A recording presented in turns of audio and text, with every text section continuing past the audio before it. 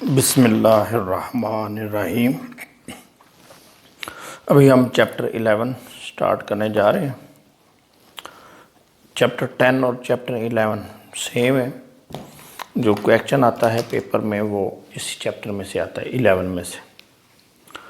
Chapter 10 का मकसद था आपको एक कंसेप्ट दिया जाए फाइनल अकाउंट का।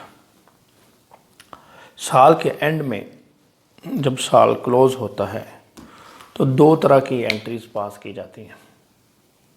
एक होती हैं क्लोजिंग एंट्रीज और दूसरी होती हैं एडजस्टिंग एंट्रीज। क्लोजिंग एंट्रीज में हम क्या करते हैं, तमाम जो एक्सपेंसेस हैं और जो इनकम्स हैं इनको क्लोज कर देते हैं trading and profit and loss account. Trading and profit and loss account ये बहुत सिंपल है। करना क्या होता है कि एक्सपेंसेस हैं ये डेबिट होते हैं हमेशा, तो इनको क्लोज करने के लिए इनको क्रेडिट कर देते हैं। और जहाँ पर ये खर्चे लिखे जाते हैं, अगर ट्रेडिंग अकाउंट में लिखे जाते हैं तो हम ट्रेडिंग अकाउंट को डेबिट दे देते हैं, और अगर ये प्रॉफिट एंड लॉस अकाउंट में लिखे जाते हैं तो हम यहाँ पर प्रॉफिट एंड लॉस को डेबिट कर देते हैं। बहुत सिंपल। इस तरह इनकम जो है वो क्रेडिट होती है तो उनको हम क्या कर देते हैं, डेबिट करते हैं, ऑल इनकम्स। और जहाँ पर ये लिखी जाएंगी ट्रेडिंग में लिखे जाएंगी तो trading credit, trading account credit. और अगर ये प्रॉफिट एंड लॉस में लिखी जाती हैं तो profit and loss account credit. यानी क्लोजिंग एंट्री आसान है, लेकिन इसमें थोड़ी सी कॉम्प्लिकेशन है, थोड़ी सी, ज़्यादा नहीं है। यानी अगर आप इसको समझ लेंगे एडजस्टिंग एंट्रीज को तो इंशाल्लाह आपको ये क्लोजिंग से भी आसान लगेगा। तो हम अब स्टार्ट करते हैं एडजस्टमेंट्स। चैप्टर 10 में आपको ट्रायल बैलेंस दिया जाता था। चैप्टर 11 में आपको ट्रायल बैलेंस भी दिया जाएगा। चैप्टर 10 या चैप्टर 11 इनमें जो फ़र्क है, इसमें सिर्फ ट्रायल बैलेंस दिया जाता था और सिर्फ एक ही एंट्री थी, वो नीचे लिखी होती थी क्लोजिंग स्टॉक। इधर जो है आपको ट्रायल बैलेंस भी दिया जाएगा और एडिशनल इंफॉर्मेशन भी दी जाएगी। तो आपने क्या करना है कि ये इस पे तो काम हो चुका है, उसी तरह प्रॉफिट एंड लॉस अकाउंट बनाएंगे, लेकिन ये जो एडिशनल इंफॉर्मेशन है इसको इसमें एडजस्ट करना है। फिर इसके बाद आप यानी trading and profit and loss account और बैलेंस शीट बनाएंगे, यानी इन दोनों को लेके चलेंगे आप। ट्रायल बैलेंस को भी और एडिशनल इंफॉर्मेशन इसको भी इनकॉर्पोरेट करेंगे। ये होती है एडजस्टमेंट। यानी ये जो नीचे वाला जो हिस्सा है इसको हम एडजस्टमेंट्स कहते हैं। अब इनकी आपने एंट्रीज पास करनी है, तो आइए स्टार्ट करते हैं एडजस्टमेंट्स। एडजस्टमेंट को समझने से पहले दो कंसेप्ट हैं। एक है revenue recognition concept, revenue recognition concepts,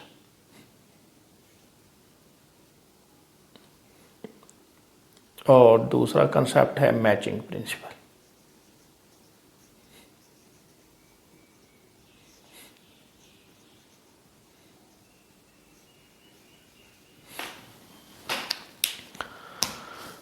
revenue recognition concept जो है वो हमें रेवेन्यू के बारे में बताता है कि रेवेन्यू को कब आपने लिखना है, रिकॉग्नाइज करना है। Recognise means writing. यहाँ पे से मुराद रिकॉग्नाइज है कि रेवेन्यू को कब आपने रिकॉर्ड करना है, लिखना है। तो दो चीज़ें होती हैं रेवेन्यू के हवाले से, गुड्स होंगी और सर्विसेज होंगी। गुड्स जब आप डिलीवर कर देंगे तो आप रेवेन्यू को लिख लेंगे, जितनी भी गुड्स आपने डिलीवर कर दी, जिस पीरियड में आपने डिलीवर की उस पीरियड में लिखेंगे। पैसे मिले हैं या नहीं मिले इसका कोई कंसर्न नहीं है, हम पढ़ रहे हैं अक्रूवल बेसिस अकाउंटिंग। अकाउंटिंग की दो किस्में हैं, एक को हम कहते हैं कैश बेसिस अकाउंटिंग और एक है आपकी accrual basis accounting.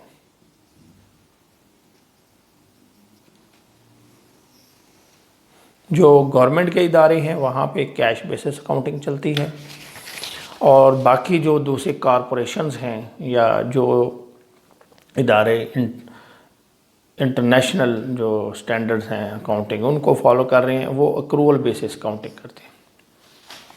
Cash basis accounting में ये है कि आपने एंट्री कब करनी है, जब आप पेमेंट कर दें या पेमेंट ले लें, उसको हम कहते हैं कैश बेसिस अकाउंटिंग।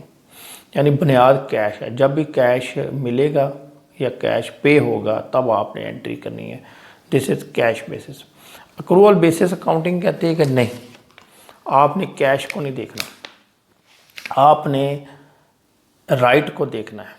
जब आपका किसी के ऊपर राइट बन गया तो आप उसको रिकॉर्ड कर लो, अगर किसी का आपके ऊपर राइट बन गया आप उसको रिकॉर्ड कर लो। यानी कैश को नहीं देखेंगे, आप क्लेम को देखेंगे। आपका क्लेम दूसरे के ऊपर बन गया या दूसरे का आपके ऊपर बन गया, जिस वक्त भी बन गया उसी वक्त लिख लेंगे। अब इससे मुराद क्या है, देखें आपने गुड्स बेच दी, ठीक है, उसमें बेचने में क्या होता है, गुड्स की डिलीवरी हो, गुड्स डिलीवर हो जाए तो फिर आपका राइट बन जाएगा। जब तक आप गुड्स डिलीवर नहीं करेंगे आप अगली पार्टी से पैसे नहीं मांग सकते, ठीक है। आप गुड्स डिलीवर करेंगे, जब डिलीवर कर देंगे इस टाइम को, जिस वक्त आपने गुड्स दे दी तो राइट आपका बन गया। अब आपने इसको लिख लेना है, पैसे चाहे बाद में मिले, कब मिले इससे कोई गरज नहीं है, बस इसको कहते हैं हम अक्रूवल बेसिस अकाउंटिंग या रेवेन्यू रिकॉग्निशन कंसेप्ट कि गुड्स को आपने कब लिखना है, जब आप उसकी डिलीवरी कर दें। और सर्विसेज में भी यही रूल है कि जब आप सर्विसेज प्रोवाइड कर दें किसी पार्टी को तो तब आपका राइट बन जाता है पैसे लेने का। तो उसको आप लिख लो, चाहे पैसे एक दिन बाद मिले, महीने बाद मिले, जब भी मिले उससे कोई कंसर्न नहीं। इसको हम अक्रूवल बेसिस अकाउंटिंग कहते हैं। अच्छा, एक्सपेंसेस का भी यही रूल है, यानी इसी को आप उल्ट कर दें। एक्सपेंसेस में भी ये होता है कि जब आप के ऊपर, ये तो आपका राइट था दूसरे के ऊपर, तो जब दूसरे का आपके ऊपर राइट बन जाए तो आप उसको भी लिख लो। यानी जब इनकम को लिख रहे हो कि आपने गुड डिलीवर कर दी तो आपने फ़ौरन रिकॉर्ड कर ली, सर्विसेज आपने प्रोवाइड की फ़ौरन रिकॉर्ड कर ली। तो इसी तरह जब आप किसी से सर्विसेज लेंगे, गुड्स लेंगे, तो जब आपको गुड्स मिल जाएंगी तो फिर तो आपके ज़िम्मे पैसे देने बन गए। सर्विसेज ले लेंगे तो तब भी आपके ऊपर वो जो है ना पैसे देने बन गए, तो इसको भी रिकॉर्ड करें। यानी इनकम और एक्सपेंसेस के हवाले से आपने ये चीज़ फॉलो करनी है, पैसों को नहीं देखना, कैश बेसिस नहीं देखना। ये जो है ना हम फॉलो नहीं करते क्योंकि ये इसका लिमिटेड जो है इम्प्लीकेशन है। जो गवर्नमेंट सेक्टर में इसको फॉलो करते हैं, बाकी तकरीबन हर जगह अक्रूवल बेसिस अकाउंटिंग फॉलो की जाती है कि आपने इसको देखना है राइट को, क्लेम को। जब आपका क्लेम बन जाए लिख लें, दूसरे का आपके ऊपर क्लेम बन जाए लिख लें। तो आपने इनकम और एक्सपेंसेस के हवाले से इसी को फॉलो करना है। तो जिस पीरियड में भी गुड्स डिलीवर किए जाएंगे उसी पीरियड में लिखेंगे, जब पैसे मिलेंगे उसको नहीं देखना। एग्जांपल देता हूँ एक छोटी सी कि आपका जो साल है यकम जुलाई 2021 से लेकर 30 जून 2022 तक है। अब आप सपोज जून के महीने में गुड्स डिलीवर करते हैं और पैसे आपको मिलेंगे जुलाई में। अब फ़र्क ये है कि आपका साल क्लोज़ हो जाता है जून में, यहाँ से अगला साल स्टार्ट हो जाता है। गुड्स डिलीवर किया आपने जून में, पेमेंट आपको मिलेगी जुलाई में, तो आपने गुड्स को जून में लिखना है जब आप गुड्स डिलीवर करेंगे, ठीक है। इसी तरह आपने कोई पेमेंट करनी है, किसी पार्टी से आपने कुछ सर्विसेज ले ली हैं, तो वो जो सर्विसेज आपको उसने प्रोवाइड कर दी जून में, लेकिन आपने उसको पेमेंट करनी है जुलाई में, तो जो हमारा क्रूअल बेसिस कहता है कि जब आपका क्लेम बन गया, जब उसने आपको सब्सिडी दे दी, उसी पीरियड में लिखो। तो हम पेमेंट चाहे जुलाई में करें लेकिन लिखेंगे जून में। आगे दूसरा कंसेप्ट है matching principal. Matching principal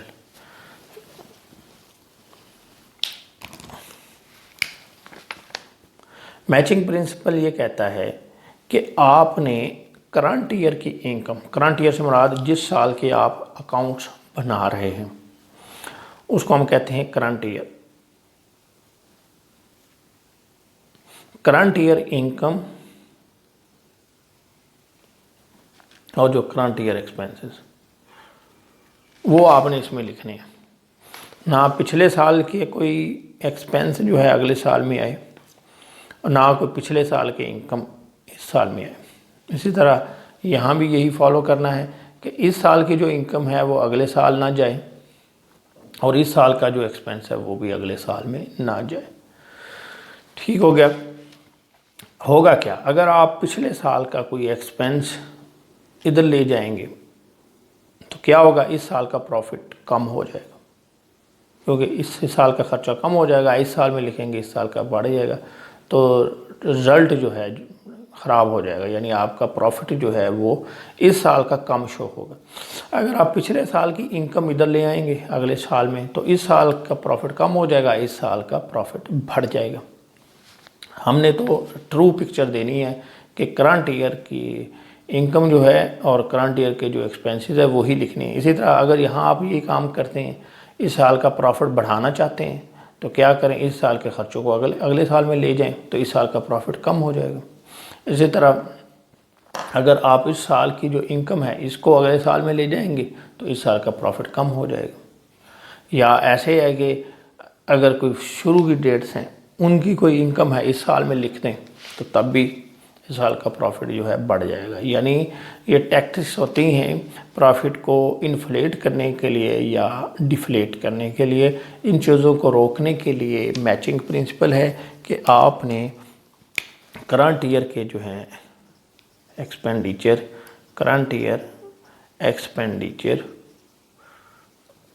will be adjusted against current year income.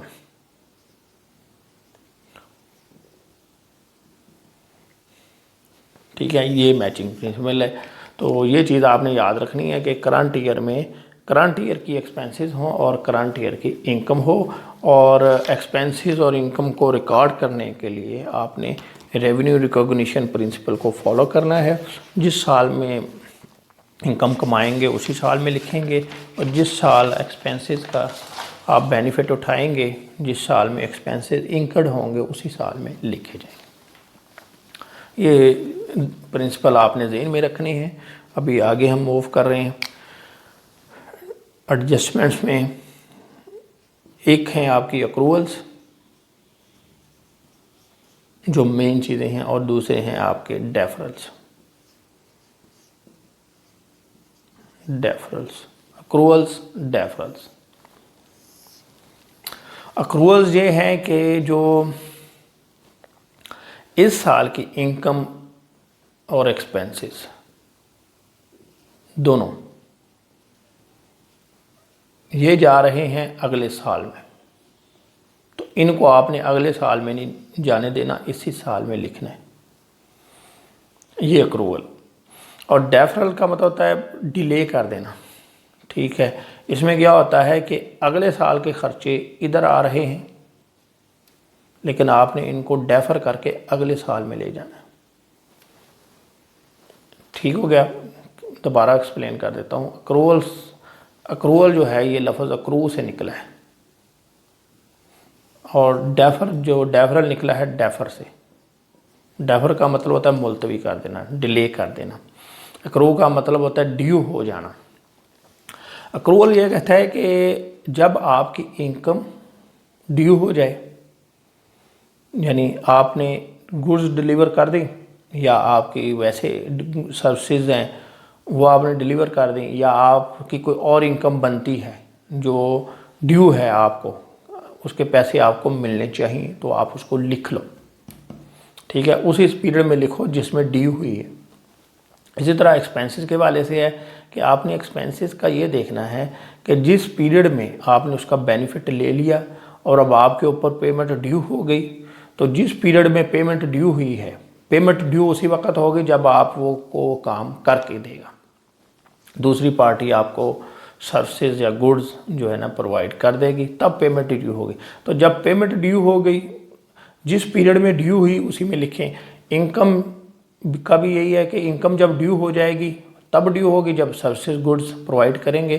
तो जिस पीरियड में इनकम और एक्सपेंसेस ड्यू हो गए उसी में लिखो, दिस इज अक्रूवल्स। और डेफर का मतलब होता है कि जिस पीरियड में पेमेंट ड्यू नहीं हो रही तो उससे उसको डेफर कर दो, यानी उस पीरियड में ना लिखो। जिस पीरियड में पेमेंट ड्यू नहीं हुई लेकिन वो आपको मिल चुकी है, यहाँ पे क्या होता है कि कैश रिसीव नहीं होता या पे नहीं होता, कैश नॉट इन्वॉल्व, कि पैसे नहीं मिले लेकिन काम हो गया, आपने भी काम कर दिया या अगली पार्टी ने भी कर दिया, इसमें कैश इन्वॉल्व है लेकिन आपने सर्विसेज नहीं दी। या इसको मैं ऐसे लिख देता हूँ, cash not received but services provided, goods और सर्विसेज प्रोवाइडेड। और इसको आप उलट लिख लें, कैश रिसीव्ड बट गुड्स और सर्विसेज नॉट प्रोवाइड, यानी यहाँ पे नॉट लगा दिया मैंने, इधर कैश के साथ नॉट लगा दिया और इधर हमने गुड्स, अपोजिट है दोनों के, ठीक है। इसमें यानी आपने गुड्स सर्विसेज प्रोवाइड कर दी, आपकी पेमेंट ड्यू हो गई, रिसीट या पेमेंट ड्यू हो गई, पैसे नहीं मिले। इसमें क्या है, पैसे मिल गए लेकिन अभी आपने उनको गुड्स या सर्विसेज नहीं दी, आपकी पेमेंट ड्यू नहीं हुई, तो इसको नहीं लिखना, इसको डेफर करो।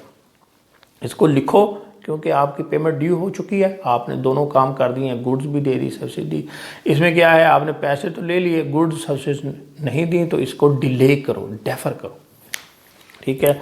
तो जो अक्रूवल्स हैं ये भी दो हैं, एक इनकम से मुतल्लिका, एक एक्सपेंसेस से मुतल्लिका, और एक इसी तरह डेफरल जो हैं वो भी दो हैं, एक इनकम से रिलेटेड है और एक आपकी एक्सपेंस से रिलेटेड है। तो सबसे पहले है अक्रूवल्स। अक्रूवल्स को हम देखते हैं। अक्रूवल्स ये दो हैं, एक है आपकी accrued income, accrued outstanding, receivable